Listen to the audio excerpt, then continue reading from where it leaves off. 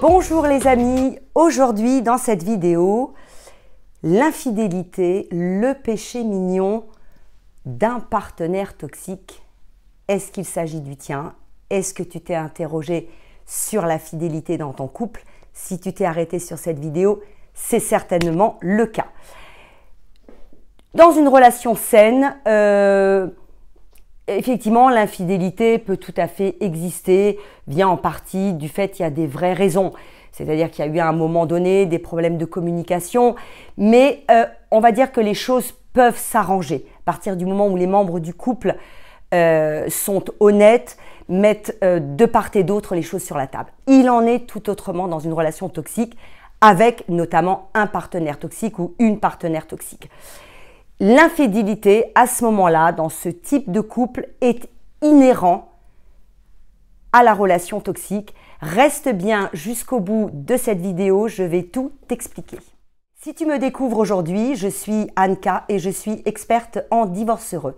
J'ai créé cette chaîne pour mettre la lumière sur les relations toxiques, mais pas que, et pour te donner surtout les clés de compréhension, de lecture, de guérison, de transformation, pour que tu puisses agir et vivre ta best life.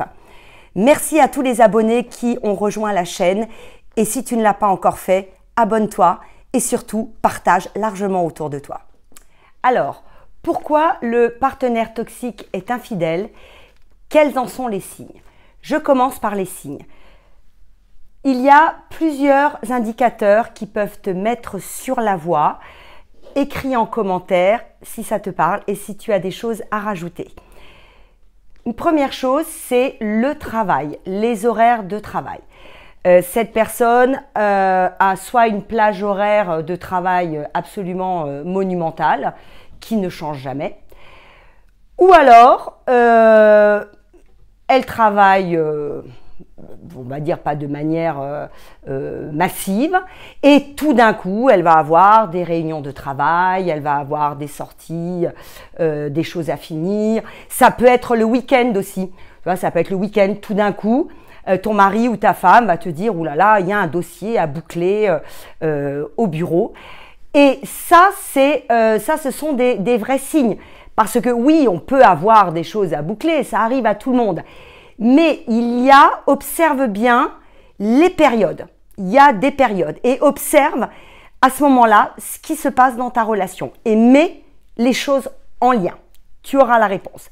Deuxième chose, les vacances. Les vacances sont un sujet à chaque fois de conflit. C'est un vrai bras de fer en fait.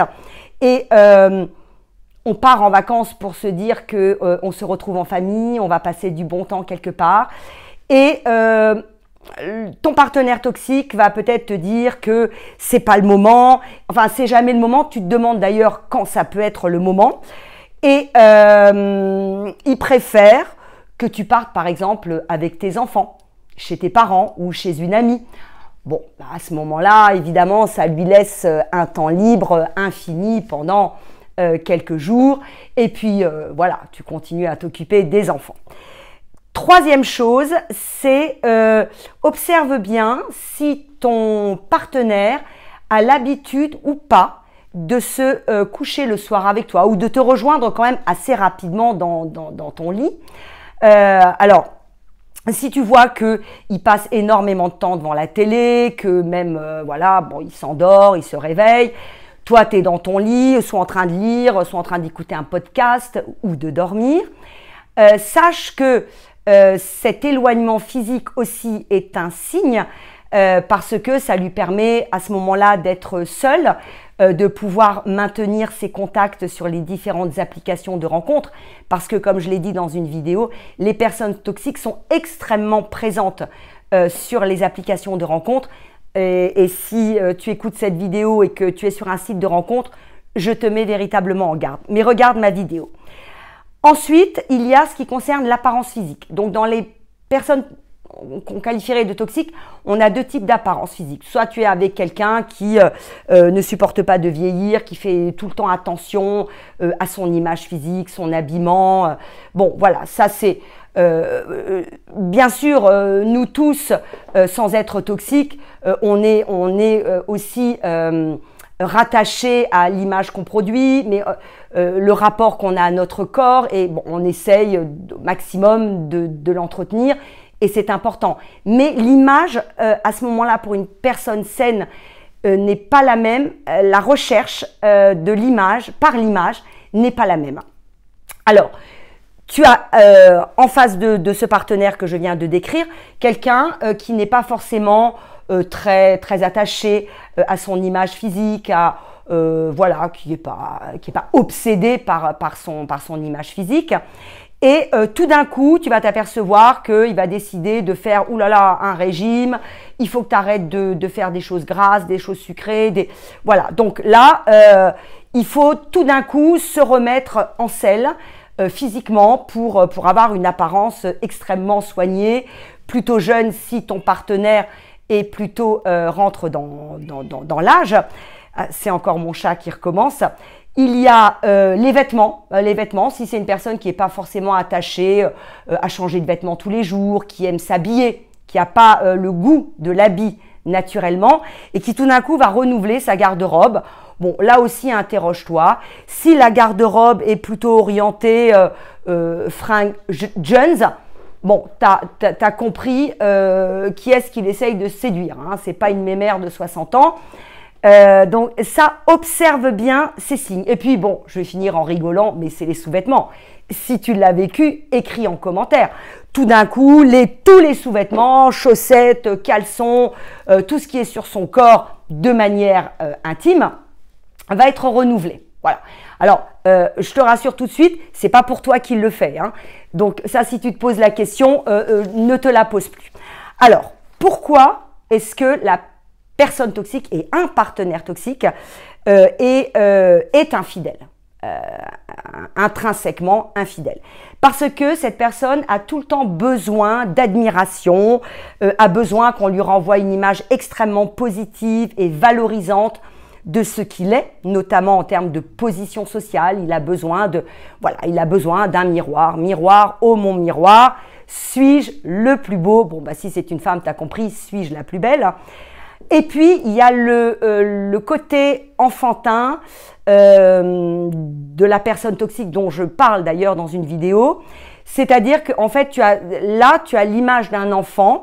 Donc, si toi, tu pourrais être comme sa mère, c'est-à-dire qu'il te demande de l'attention permanente, perpétuelle. Tu dois dire que tout ce qu'il fait est formidable, tu dois rentrer dans tous ses problèmes, enfin, tout ce qui le concerne, comme un enfant le ferait avec sa mère. Bon, sauf que là, a priori, on est entre adultes. Donc, si tu es sa femme, que toi, tu es déjà bien occupé avec ton activité professionnelle, avec tes enfants à élever, avec un foyer à entretenir et à organiser, bon, tu peux pas être en permanence à genoux et à faire des salam alek et à lui dire que c'est le plus beau. Donc, c'est là où ça devient défaillant et où tu ne lui apportes plus la ressource de valorisation de son ego, hein, qui, je rappelle, est extrêmement défaillant et qui a besoin d'être regonflé en permanence parce qu'il n'est pas capable de le faire lui-même. Donc, à un moment donné, tu vas devenir défaillante. Et dis-toi que si tu as remarqué peut-être l'infidélité dernièrement, c'est tout au long de la relation. Tu ne peux pas accéder à sa demande de roi soleil toute la journée, tu comprends? Donc forcément, ça démarre très vite, ce genre de recherche d'infidélité et de trouver un regard neuf qui se pose sur cette personne. Donc voilà, tu l'auras compris. Si tu te poses la question, je te dirais que si tu es dans une relation toxique et si tu as un partenaire toxique, oui, ton partenaire est infidèle. Et si tu me poses la question, est-ce que ça peut changer? Je te répondrai de manière définitive, s'agissant d'une relation toxique, eh bien non, il ne peut pas changer. Parce que la personne toxique n'est pas en capacité d'introspection, n'est pas en capacité de prendre en responsabilité ses actions, n'est pas capable d'accéder à la vulnérabilité, c'est-à-dire de dire, d'exprimer qu'il regrette certaines choses. Ça, c'est pas dans son champ de possible. Donc, comme il n'est pas capable de changer, eh bien, tu peux faire tous les efforts de la terre, la relation ne changera jamais. Si tu as déjà quitté la relation toxique, eh bien, je t'en félicite. Si ça n'est pas le cas, regarde cette vidéo jusqu'au bout et surtout, pose-toi les bonnes questions. Et si ça te parle, eh bien, tu as compris, rien ne changera. Je t'invite donc à quitter ta relation. Je te remercie de m'avoir écouté.